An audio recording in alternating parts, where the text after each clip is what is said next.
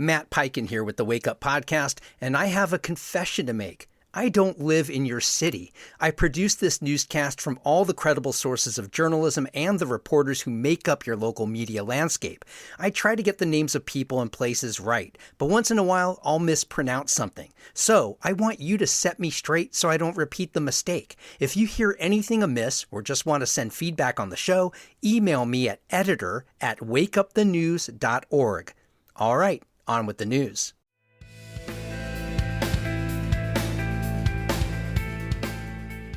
Wake up, Cincinnati. I'm Matt Peiken. Thanks so much for closing your week out with me. Here's your local newscast for Friday, March 6th.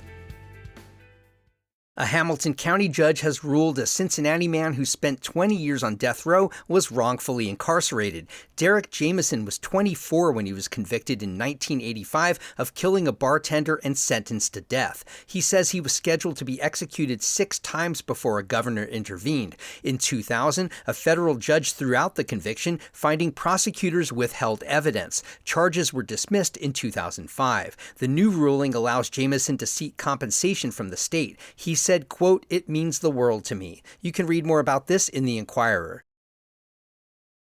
City Council is beginning work on a new city budget, and police and fire departments could see cuts. Last September, Council approved an extra $5.4 million for public safety, including funding for police overtime, street lighting, and cameras and recruitment. Ken Kober, president of the Cincinnati Fraternal Order of Police, says that boost increased visibility and made an impact, but staffing is still down about 100 officers. He warns safety will be affected if cuts move forward. Council has until June 30th to adopt a final budget. Read more about this at WCPO. 2 Republican members of Congress from Greater Cincinnati have long criticized earmarks, but this year both requested them. A review by the Inquirer shows Representatives Warren Davidson and Thomas Massey sought millions in community project funding included in a $1.2 billion spending law last month. Davidson requested $13 million, despite previously posting, quote, "call it community project funding or call them earmarks. The result is still the same, more corruption and more government spending." Massey requested $20.5 million for CVG airport projects, though he voted against the bill. You can read more about this in the Inquirer.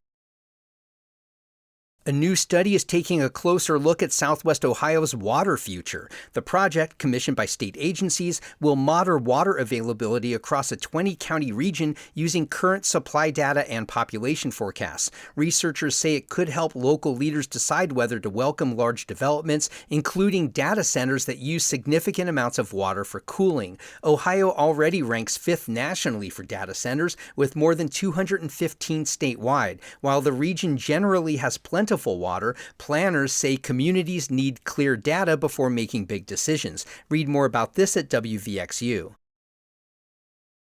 A foreclosure case has been filed against the 580 building, a mixed-use tower at 6th and Walnut in downtown. Wilmington Trust National Association alleges default on a mortgage with more than $29 million owed, plus fees and interest. The suit names Cincinnati 580 Commercial Development, tied to owner Anderson Berkla Investment Partners. The loan covers the building's garage, office, and retail space, but not its 225 apartments. The property is now the 5th downtown tower facing foreclosure. Read more about this in the Business Courier.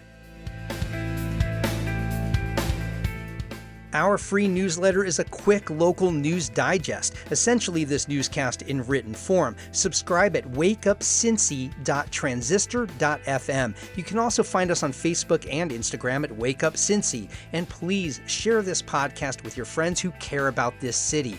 I'm Matt Peiken. Thanks so much for starting your weekdays with Wake Up Cincinnati.